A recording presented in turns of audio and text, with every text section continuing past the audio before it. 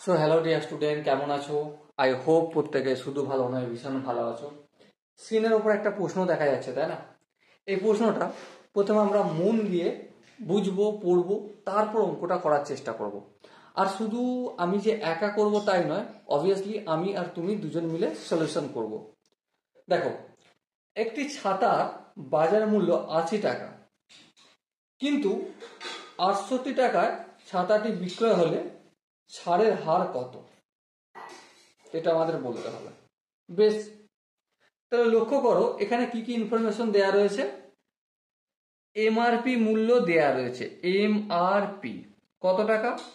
80 টাকা। বিক্রয় মূল্য 80 টাকা। কিন্তু এটাকে যখন আমরা বিক্রি করছি, ঠিক আছে, সেলিং করছি, সেলিং প্রাইস হয়ে যাচ্ছে আমার কত?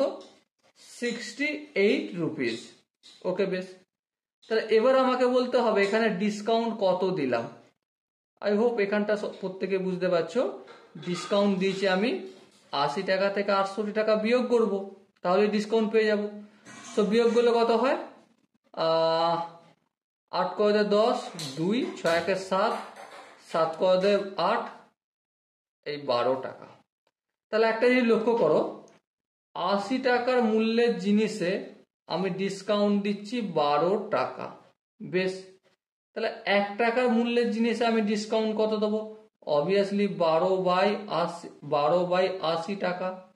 এবারে 100 টাকা যদি জিনিসটার দাম হতো, তাহলে কত ডিসকাউন্ট দিত? Obviously 12/80 into 100। এবারে ক্যালকুলেশন করে দেখো, এই শূন্য এই শূন্য কাটবো। হ্যাঁ, 3 × 4 = 12, 4 × 2 = 8, 2, 2 × 1 = 2, 5 × 2 = 10, তাহলে 3 × 5 কত হলো? 15 টাকা। সো এবারে দেখো এখানে কোশ্চেনে কি জিজ্ঞাসা করেছিল, শতকরা কত ডিসকাউন্ট দিচ্ছে। দেখো, 80 টাকাতে ডিসকাউন্ট দিয়েছিল 12 টাকা, 1 টাকাতে ডিসকাউন্ট দিয়েছিল 12/80, তাহলে 100 টাকাতে ডিসকাউন্ট দিচ্ছে 15 টাকা। তার মানে শতকরা ডিসকাউন্ট কত পেয়ে গেলাম আমি? 15 টাকা।